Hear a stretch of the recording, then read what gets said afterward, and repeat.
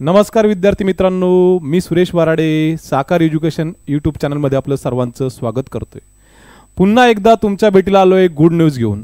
जे की under graduate विद्यार्थी आहे, समजा ज्यांचं नुकतंच 12वी झालं आणि फर्स्ट इयर सेकंड इयरला आहे किंवा थर्ड इयरला आहे समजा, किंवा ज्यांचं 10वी झालं आणि 10वी झाल्यानंतर डिप्लोमा केला, ग्रॅज्युएशन केलं नाही, अशा विद्यार्थ्यांसाठी नाबार्डमध्ये एक चांगली अपॉर्च्युनिटी आलेली विद्यार्थी मित्रांनो।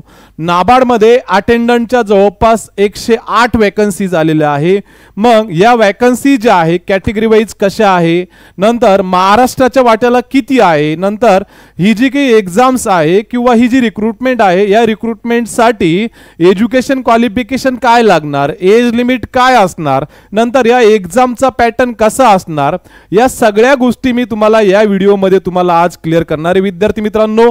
त्याकरता व्हिडिओ जो आहे तो शेवटपर्यंत बघा आणि बघितल्यानंतर लाईक करा, शेअर करा। आणि जे विद्यार्थी ह्या यूट्यूब चॅनलला नवीन आहे त्या विद्यार्थ्यांनी काय करायचे, आपलं यूट्यूब चॅनल जे आहे ते सबस्क्राइब करून ठेवायचे, साकार एज्युकेशन नाशिक।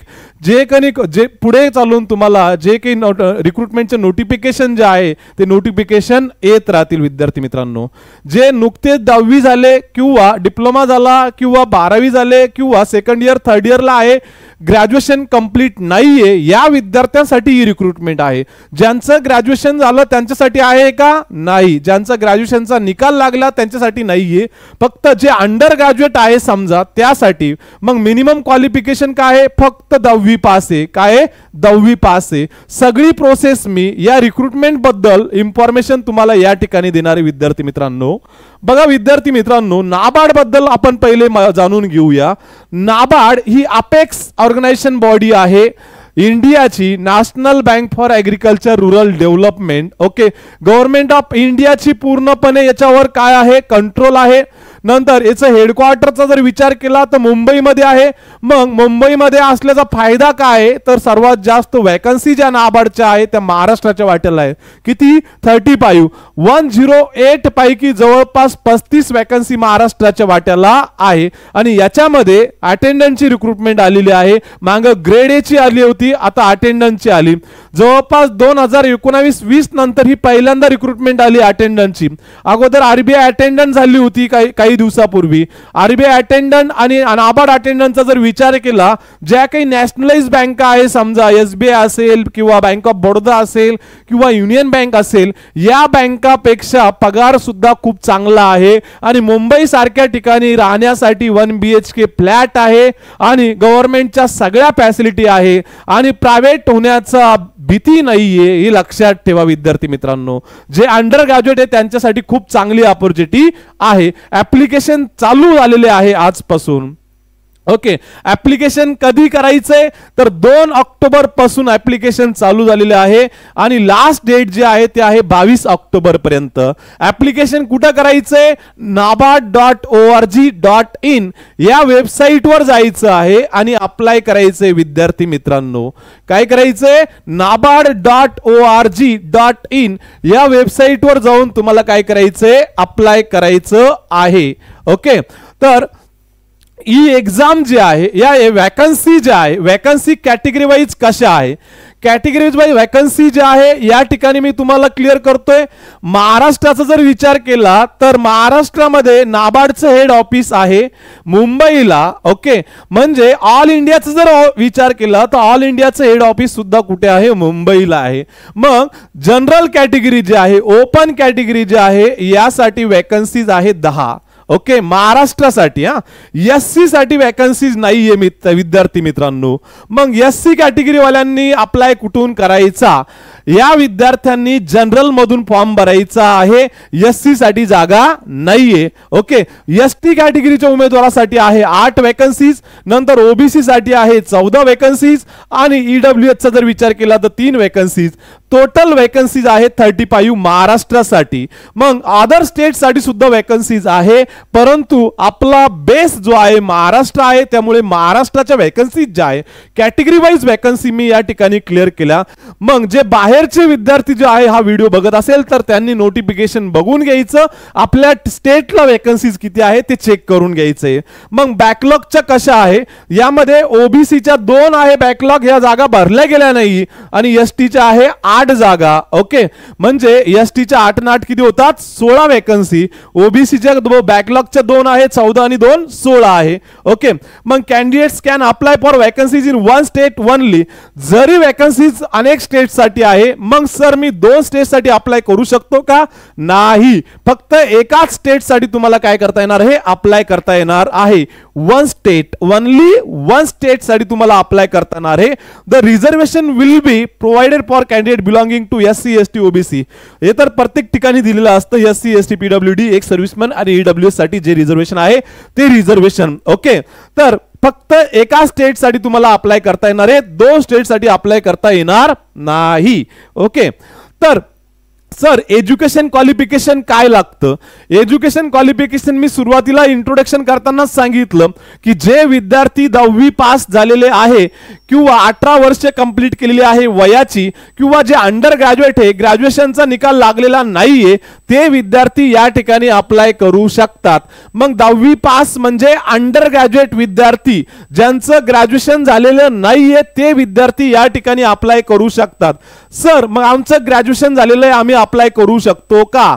तर ज्यांचं ग्रॅज्युएशन झालेलं आहे त्याला अप्लाय करता येणार नाही, हे लक्षात ठेवा. Candidate should be an undergraduate as on 1/10/2024.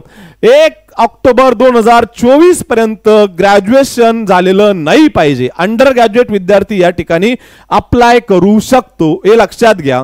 त्यांनी सांगितलं graduation and higher educations are not eligible to apply.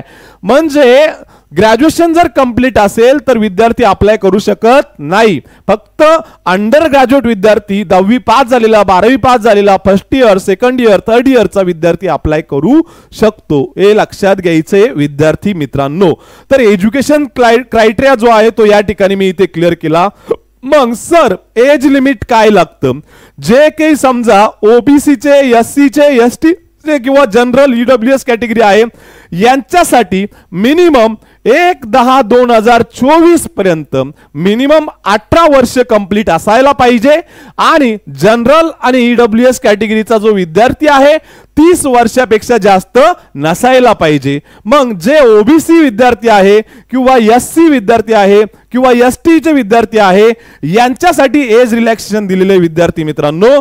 तर एज रिलॅक्सेशन कसं आहे बघा, यामध्ये जो ओबीसी कॅन्डिडेट्स आहे यासाठी 3 वर्ष आहे, म्हणजे 33 वर्षापर्यंत तो अप्लाय करू शकतो. नंतर जो एससी विद्यार्थी आहे किंवा एसटी विद्यार्थी आहे, हा जो विद्यार्थी आहे 35 वर्षापर्यंत अप्लाय करू शकतो मॅक्झिमम.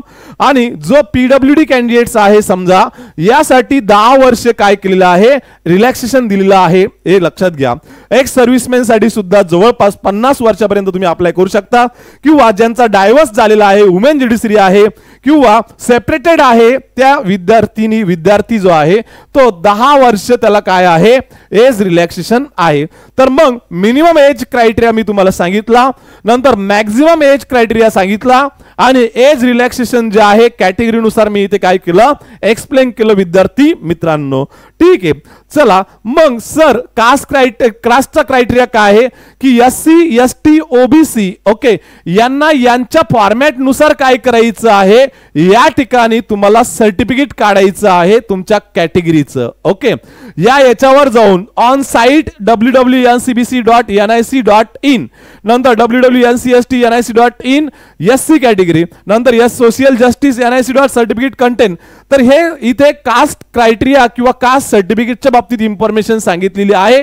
ओबीसी कॅटेगरी असेल, एससी कॅटेगरी असेल, एसटी कॅटेगरी असेल, यासाठी पूर्ण सेंट्रल गव्हर्नमेंटचे रूल्स तुम्हाला काय करायचे, फॉलो करायचे, लक्षात घ्या.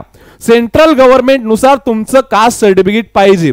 आता एससी एसटी जे आहे हे सेंट्रल गव्हर्नमेंट आणि स्टेट गव्हर्नमेंटला जवळपास इक्वल असतं, परंतु ओबीसी मधले जे विद्यार्थी आहे या विद्यार्थ्यांसाठी सेंट्रलचं सीओबीसी सर्टिफिकेट काढावं लागतं फायनान्शियल इयर नुसार. ओके, त्या विद्यार्थ्यांनी आपलं सर्टिफिकेट काढून ठेवायचे विद्यार्थी मित्रांनो, लक्षात घ्यायचं आहे. जेवढे की सेंट्रल लेवलचे जॉब्स आहे या सेंट्रल लेवलचे जॉबचे फॉर्म भरण्यासाठी तुम्हाला COBC कंपल्सरी आहे, जे OBC मधील विद्यार्थी आहेत त्यांच्यासाठी. आणि प्रत्येक फायनान्शियल इयरला तुम्हाला नवीन सर्टिफिकेट जे आहे ते तुम्हाला काढून ठेवावं लागतं, हे लक्षात घ्या. ओके, चला पुढे. मग the OBC claim of candidates will be determined in a relation to the state on part of the state which is or father original belong to.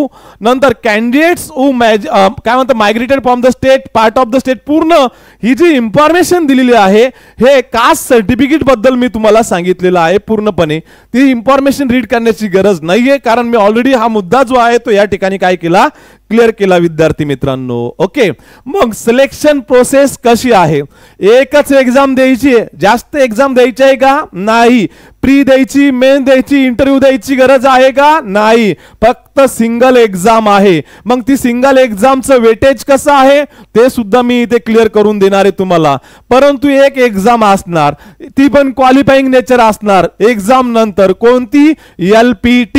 LPT म्हणजे लँग्वेज प्रोफिशियन्सी टेस्ट. त्याबद्दल मी information पुढे तुम्हाला देतो, बरोबर. चला मग या ठिकाणी जो काही समजा या ठिकाणी सिलेक्शन प्रोसेस कशी असणार आहे, तुमची ऑनलाईन टेस्ट होणार आहे. कशी? ऑनलाईन टेस्ट होणार आहे. आणि त्याच्यानंतर काय होणार? तुमचं LPT लँग्वेज प्रोफिशियन्सी टेस्ट. ज्या स्टेटला तुम्ही बिलॉंग करता, ज्या स्टेटसाठी तुम्ही अप्लाय करणार आहात त्या स्टेटची रिजनल लँग्वेज आली पाहिजे, लिहिता आली पाहिजे, वाचता आली पाहिजे, बोलता आली पाहिजे. ओके, नंतर ती LPT जी आहे ती क्वालिफाईंग नेचर असेल. फायनल सिलेक्शन तुमच्या जे काही समजा ऑब्जेक्टिव्ह टेस्टचे मार्क असतील त्याच्यावरच तुमचं सिलेक्शन होणार आहे. ओके, मग हे लक्षात घ्या. परंतु ही LPT तुम्हाला पास करणं नेसेसरी आहे. जर LPT मध्ये फेल झाला तर फायनल सिलेक्शन होणार नाही, हे क्लिअर आहे. ओके, तर online test except English language will be available bilingually. Okay, English and Hindi. Okay, तुमचं त्यांनी सांगितलं की online test except English language सोडून जेवढे की समजा सब्जेक्ट आहे ते सगळे सब्जेक्ट 2 लँग्वेज मध्ये उपलब्ध असतील, हिंदी आणि इंग्लिश. ओके, आणि त्यांनी सांगितलं there will be negative marking for wrong answer. Okay, wrong answer साठी 1/4 काय असेल? निगेटिव्ह मार्किंग असेल. एक क्वेश्चन रॉंग झाला की तुमचा 1/4 काय होईल? डिडक्ट होईल, हे लक्षात ठेवा. नंतर LPT जे आहे मॅन्डेटरी आहे. LPT लँग्वेज प्रोफिशियन्सी टेस्ट, त्यासाठी एक्झाम्शन नाहीये. ओके, त्यांनी सांगितलं एक्झाम्शन नाही, LPT तुम्हाला पास करावीच लागेल. ज्या स्टेटला तुम्ही अप्लाय करणार आहात त्या स्टेटची लोकल लँग्वेज तुम्हाला येणं कंपल्सरी आहे. लिहिता आली पाहिजे, वाचता आली पाहिजे, बोलता आली पाहिजे. फॉर एक्झाम्पल तुम्ही मुंबईसाठी अप्लाय करता तर मुंबईची, महाराष्ट्राची लोकल लँग्वेज जी आहे मराठी तुम्हाला बोलता येणं, लिहिता येणं, वाचता येणं नेसेसरी आहे. क्वालिफाईंग नेचर आहे LPT will be qualifying type. Okay, qualifying type आहे. नंतर त्यांनी सांगितलं candidate provisionally selected wait listed from the online test will have to undergo mandatory language proficiency test. Language proficiency test mandatory आहे, परंतु pass करणं. Candidate applying for post in a particular state should be proficient okay in the official language. ज्या स्टेटला तुम्ही belong करणार त्या स्टेटची language तुम्हाला येणं कंपल्सरी आहे. मग त्यामध्ये काय होणार? Should be able to read, write, speak and understand. LPT म्हणजे काय? ज्या स्टेटला तुम्ही बिलॉंग करतात त्या स्टेटची लँग्वेज तुम्हाला वाचता आली पाहिजे, लिहिता आली पाहिजे आणि बोलता आली पाहिजे आणि समजली पाहिजे. यालाच काय म्हणतात? LPT.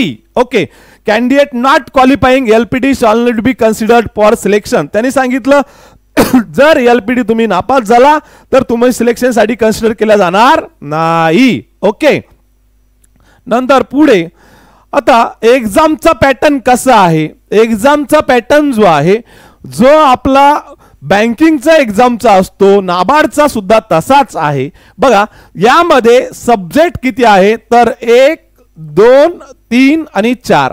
यामध्ये रिझनिंग बुद्धिमत्ता चाचणी जी आहे हे आहे 30 क्वेश्चन 30 मार्काला आणि सगळ्या सब्जेक्टसाठी कंपोजिट टाइम दिलेला आहे. एकत्रित टाइम आहे विद्यार्थी मित्रांनो, यामध्ये अलॉटेड टाइम आहे का? नाही. त्यामुळे उलट तुम्हाला जो सब्जेक्ट सोपा जातो तो सब्जेक्ट तुम्ही अगोदर घेऊ शकता, जो डिफिकल्ट जातो तो तुम्ही मध्ये ठेवू शकता, जो मॉडरेट आहे तो मागे ठेवू शकता, किंवा पहिल्या क्वेश्चनवरून तुम्ही डायरेक्ट 15व्या क्वेश्चनवर किंवा 15व्या क्वेश्चनवरून डायरेक्ट 50व्या क्वेश्चनवर पण तुम्ही जंप घेऊ शकता. हा कंपोजिट टाइमचा काय असतो? फायदा असतो विद्यार्थी मित्रांनो. तर इंग्लिश लँग्वेज जो आहे हा 30 क्वेश्चन 30 मार्काला, नंतर जनरल अवेअरनेस 30 क्वेश्चन 30 मार्काला, नंतर मॅथ्स न्यूमेरिकल ॲबिलिटी जे आहे, कॅल्क्युलेशन जे आहे 30 क्वेश्चन 30 मार्काला, टोटल 120 क्वेश्चन 120 मार्काला. ओके, एकच एक्झाम आहे, सिंगल एक्झाम आहे. यानंतर डायरेक्ट काय होणार आहे? तुमची एलपीटी होणार आहे आणि याच्यानुसार तुमचं काय होणार? सिलेक्शन होणार आहे विद्यार्थी मित्रांनो. ओके, मग लँग्वेज प्रोफिशियन्सी टेस्ट बद्दल मी तुम्हाला ऑलरेडी सांगितलेलं आहे की लँग्वेज प्रोफिशियन्सी टेस्ट जी आहे कशी, LPT will be conducted in official language. Okay, official language ज्या स्टेटला तुम्ही अप्लाय करणार आहात त्या state concern. Okay, the state for which candidate as apply in the online application form the LPT will be qualifying. Okay, nature candidate not qualifying passing the LPT would be disqualified असं त्यांनी सांगितलं. Okay, ज्या स्टेटला तुम्ही belong करणार, ज्या स्टेटला तुम्ही अप्लाय करणार त्या स्टेटची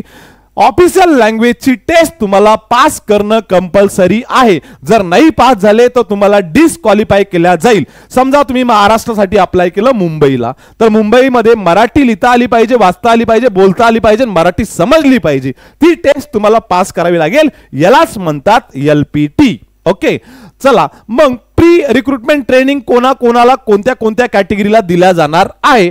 तर यामध्ये एक्झामच्या अगोदर जी ट्रेनिंग प्रोव्हाइड करतं समजा IBPS किंवा बँक, तर ती कोणकोणत्या कॅटेगरीला आहे? SC, ST, OBC, PWD candidates आहे. यांच्यासाठी या ट्रेनिंग मध्ये काय प्रोव्हाइड केलं जातं? तुम्हाला पेपर कसा सॉल्व करायचा, पेपर किती मार्काचा असतो, नंतर कोणत्या क्वेश्चनला किती मार्क आहे, नंतर एक्झामची डिफिकल्टी लेवल काय असते, या गोष्टी तुम्हाला इथे ऑनलाईन स्वरूपात किंवा ऑफलाईन स्वरूपात सांगितले जाते. परंतु जे काही आपले विद्यार्थी आहे, समजा साकारचे विद्यार्थी, यांना प्री ट्रेनिंग घेण्याची गरज आहे का? नाही विद्यार्थी मित्रांनो, कारण आम्ही तुम्हाला दररोजच ट्रेनिंग देतो. ओके, तर या ठिकाणी तुम्हाला जर घ्यायचे असेल तर घेऊ शकता तुम्ही ऑनलाईन किंवा ऑफलाईन फॉर्मॅट मध्ये. Okay, the training will be held subject to the receipt or advocate number of request. Okay, ते त्यांच्यावर काय करतील, निर्भर ठेवतील त्यांना कशा पद्धतीने ट्रेनिंग द्यायचं आहे ते. मग सर ऍप्लिकेशन फीस किती आहे? अर्ज करायचा आहे परंतु फीस किती आहे ते सुद्धा मला माहिती पाहिजे. तर जे काही समजा ऍप्लिकेशन कधीपासून, तर 2 ऑक्टोबर पासून चालू होतात, तर 21 ऑक्टोबर पर्यंत तुम्हाला अप्लाय करता येणार आहे. म्हणजे मी 22 बोललो होतो, परंतु 21 ऑक्टोबर जे आहे ती काय आहे? लास्ट डेट आहे. मग ज्यामध्ये SC, ST, PWD कॅन्डिडेट्स आहे यांच्यासाठी फीस आहे 50 रुपये, फक्त इंटिमेशन चार्जेस आहे, फीस नाहीये. नंतर जे काही जनरल, OBC, जे काही समजा यामध्ये जनरल, नंतर OBC, नंतर EWS कॅटेगरीचे विद्यार्थी आहे यांच्यासाठी आहे 500 रुपये. किती आहे? 500 रुपये. हे रिफंडेबल नसेल रेल्वे सारखे, ही एक्झाम फीस असेल. GST त्यामध्ये काय केला जाईल? इन्क्लूड केल्या जाईल. ओके, हे लक्षात घ्या. फीस जे आहे तुम्हाला क्लिअर करून दिली विद्यार्थी मित्रांनो. मग सर आम्हाला फॉर्म भरायचा आहे परंतु नाशिक सेंटर अवेलेबल आहे का? तर विद्यार्थी मित्रांनो, नाबार्डने नाशिक सेंटर उपलब्ध करून दिलेलं आहे. तर या ठिकाणी ऑन प्री एक्झाम म्हणजे एकच एक्झाम आहे, तर नाशिक सेंटर अवेलेबल आहे. या ठिकाणी नगर आहे, अमरावती, अहमदनगर, अकोला, छत्रपती संभाजीनगर, नंतर औरंगाबाद, धुळे, जळगाव, कोल्हापूर, लातूर, नंतर नवी मुंबई, नागपूर, चंद्रपूर आणि नाशिक आहे की नाही नाशिक? तर नाशिक सेंटर आहे. त्यामुळे जे जे विद्यार्थी या ठिकाणी एलिजिबल आहेत त्या विद्यार्थ्यांनी फॉर्म भरा, परीक्षा द्या विद्यार्थी मित्रांनो. जो काही नॅशनलाइज बँकेचा क्लर्क आहे त्याच्यापेक्षा पगार चांगला आहे, फॅसिलिटी चांगल्या आहे, लक्षात घ्या. जे अंडर ग्रॅज्युएट विद्यार्थी आपल्याकडे शिकतायत सध्या ऑफलाईन बॅचेस मध्ये, त्यांनी फॉर्म भरा, परीक्षा द्या. कारण मागच्या वेळेस जो अटेंडन्स झालेला आहे आरबीआय मध्ये किंवा नाबार्ड मध्ये, त्या विद्यार्थ्यांनी आम्हाला त्यांच्या जॉब बद्दल सांगितलेलं आहे. खूप चांगला जॉब आहे, कामाचा ताण नाहीये, खूप चांगलं इथे फॅसिलिटी सुद्धा आहे. मुंबई सारख्या ठिकाणी 1 BHK फ्लॅट आहे राहण्यासाठी. त्यामुळे सगळ्यांनी जे अंडर ग्रॅज्युएट आहे त्यांनी फॉर्म भरा, परीक्षा द्या. ओके, चला. तर सेंटर नाशिक उपलब्ध आहे. सेंटरला आपल्याला मुंबईला परीक्षा जाण्याची गरज नाहीये. जे महाराष्ट्रासाठी अप्लाय करणार आहे त्यांच्यासाठी नाशिक उपलब्ध आहे. ठीक आहे, चला पुढे. मग सॅलरी तर मी तुम्हाला सांगितली, सॅलरी किती असणार, जवळपास 35,000 पर मंथ. ओके, मग या व्यतिरिक्त अनेक भत्ते असणारे, हे लक्षात घ्या. प्री रिक्विसाइट अवेलेबल त्यांनी सांगितलं, नाबार्ड रेसिडेन्शियल अकोमोडेशन पण असणारे मुंबईला, म्हणजे राहण्याची व्यवस्था. मी म्हणलो 1 BHK फ्लॅट. नंतर सब्जेक्ट टू अवेलेबिलिटी, अवेलेबल असल्यानंतर भेटणार. नंतर पेट्रोल भेटणार तुम्हाला for vehicle for official purpose. नंतर न्यूजपेपर सुद्धा त्याचं बिल तुम्हाला देणार बँक. नंतर बुक ग्रँट, नंतर अलाउन्स फॉर फर्निशिंग रेसिडेंट्स, नंतर ॲज पर एलिजिबिलिटी, नंतर डिस्पेन्सरी फॅक्टरी, नंतर beside reimbursement medical expenses for OPD, नंतर treatment hospitalisation as per. Okay, नंतर interest free festival advance, leave travel, concession, भरपूर facilities आहे. त्यामुळे पुन्हा एज्युकेशन, व्हेकल, हाऊसिंग, नंतर कन्झ्युमर आर्टिकल, पर्सनल कम्प्युटर्स, खूप साऱ्या फॅसिलिटीज आहे. आणि न्यू पेन्शन स्कीम नुसार जे की युनाफाईड पेन्शन स्कीम आहे त्यानुसार पेन्शन सुद्धा लागू आहे, किंवा या ठिकाणी न्यू पेन्शन स्कीम लागू होणार आहे. त्यामुळे सगळ्यांनी फॉर्म भरा. ओके, चला पुढे. ऍप्लिकेशन प्रोसिजर्स कशी आहे. ऍप्लिकेशन करताना तुम्हाला नाबार्डच्या ऑफिशियल वेबसाईटवर जायचं आहे. कोणत्या ऑफिशियल वेबसाईटवर जायचं आहे, candidate to go to the bank's website nabard.org. और करियर याच्यावर क्लिक करायचं आहे. नंतर क्लिक हिअर फॉर न्यू रजिस्ट्रेशनवर जायचं आहे आणि ऍप्लिकेशनला सुरुवात करायची आहे. ओके, तर नाबार्डच्या ऑफिशियल वेबसाईटवर जाऊन तुम्हाला काय करायचंय, अप्लाय करायचं विद्यार्थी मित्रांनो. ओके, मग सर फॉर्म भरण्यासाठी काय काय डॉक्युमेंट नेसेसरी आहे, तर फॉर्म भरण्यासाठी तुम्हाला एज्युकेशन क्वालिफिकेशनची इन्फॉर्मेशन असणं गरजेचं आहे, डेट ऑफ बर्थ असणं गरजेचं आहे, email ID, mobile number, ID proof या गोष्टी, आणि वेबसाईट आहे nabard.org. या वेबसाईटवर जायचंय, अप्लाय करायचंय. फोटोग्राफ 20 KB ते 50 KB दरम्यान ठेवायचंय. नंतर सिग्नेचर 10 KB ते 50 KB दरम्यान, 20 KB दरम्यान. लेफ्ट थंब इम्प्रेशन जे आहेत तुम्हाला 20 KB ते 50 KB, आणि हँड रिटन डिक्लेरेशन जे आहे 50 KB ते 100 KB दरम्यान ठेवायचं आहे. आणि हे अपलोड करायचंय फॉर्म भरत असताना.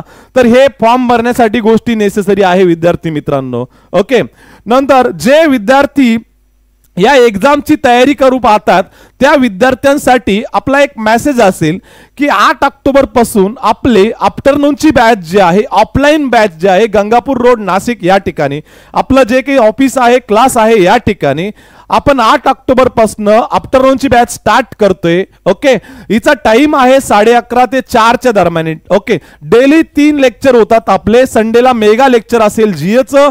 नंतर सगळी तयारी जी आहे तुमची या बँकिंग एक्झाम रिलेटेड असेल, SSC एक्झाम रिलेटेड असेल, रेल्वे एक्झाम रिलेटेड असेल, ती आपण इथे करून घेतो. ऑफलाईन फॉर्मॅट मध्ये सगळ्या फॅसिलिटी तुम्हाला प्रोव्हाइड केल्या जातात विद्यार्थी मित्रांनो. जे जे इंटरेस्टेड कॅन्डिडेट्स आहे त्यांनी आपल्या साकार एज्युकेशन नाशिक या ठिकाणी संपर्क साधायचा आहे आणि इन्फॉर्मेशन घ्यायची आहे. डेमो लेक्चर करायचे 3 ते 4 दिवस आणि नंतरच तुम्ही पुढची प्रोसेस कंप्लीट करायची आहे. जे जे विद्यार्थी शेवटपर्यंत व्हिडिओ बघतात त्यांनी लाईक करायचंय विद्यार्थी मित्रांनो. ज्यांनी अजून सुद्धा लाईक केलं नाही त्यांनी लाईक मारायचंय. ज्यांनी अजून सुद्धा सबस्क्राईब केलेलं नाही चॅनल त्यांनी सबस्क्राईब करून ठेवायचे. तर चला भेटूया पुढच्या व्हिडिओमध्ये. तोपर्यंत बाय बाय, थँक्यू.